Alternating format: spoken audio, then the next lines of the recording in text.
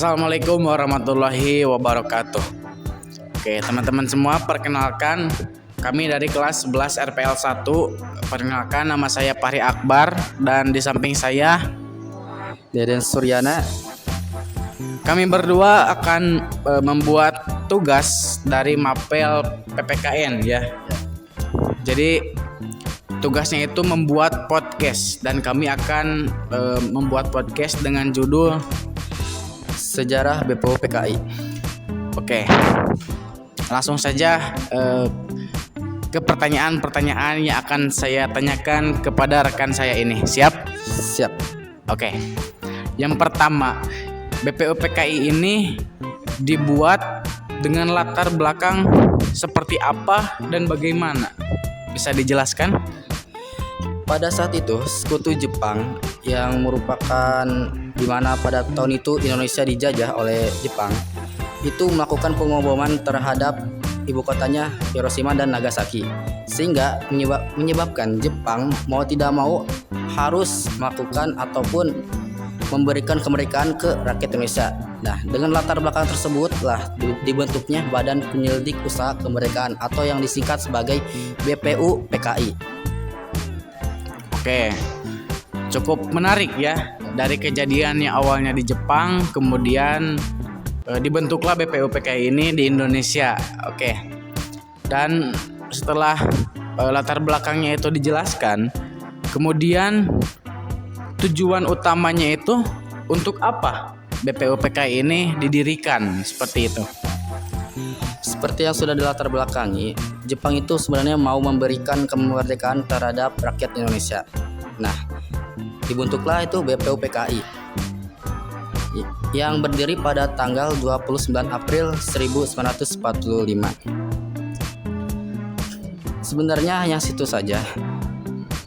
Latar untuk tujuannya cukup simpel, cuman Jepang ingin memberikan kemerdekaan terhadap rakyat Indonesia dikarenakan dia tuh kalah perang lah melawan sekutu. Berarti Jepang ini cukup empati ya terhadap Indonesia. Ya bisa dibilang empati juga ya tidak. Karena Jepang itu juga memiliki maksud atau tujuan tertentu juga untuk melakukan ataupun memberikan kemerdekaan ke rakyat Indonesia. Ya, otomatis ya di setiap apapun kita harus berjaga-jaga ya, apalagi dengan orang luar negeri gitu ya. Oke. Dan lalu kemudian tujuan serta latar belakangnya itu sudah dijelaskan ya. Saya penasaran kapan sih BPU PKI ini bisa berdiri dan siapa aja yang terdapat di dalam BPU PKI ini. Itu pada tanggal 29 April 1945. Dan BPU PKI itu diketuai oleh Kiai Raditman Dior Ningrat. Susah banget ya ngomongnya. Ya malum lah, nama-nama orang terdahulu itu menurut saya cukup susah ya. Dan ada juga yang disebut sebagai apa itu namanya itu panitia 9. Yang pertama itu adalah Insinyur Soekarno, Muhammad Hatta, Ahmad Subarjo dan lain-lain. Oke. Mungkin cukup sekian ya podcast tentang BPU PKI ini.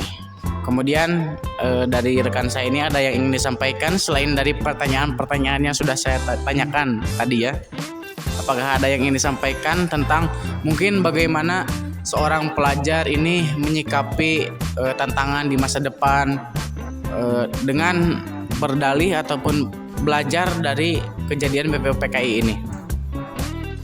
Intinya kita harus sering belajar saja tentang sejarah yang terjadi di Indonesia. Soalnya seperti zaman dahulu kita tuh sebenarnya adalah warga yang terlalu bodoh sehingga bisa dijajah oleh negara-negara lain. Nah, kenapa diciptakannya sejarah? Itu karena kita supaya tidak terjadinya sejarah tersebut terulang kembali lah istilahnya. Ya, cukup sekian dari saya. Oke, terima kasih ya atas tambahannya. Mungkin dari saya untuk para pelajar untuk kedepannya supaya apa yang tadi teman saya ini bicarakan, bahwa sejarah yang dulu itu tidak boleh terulang lagi ya, jangan sampai terulang.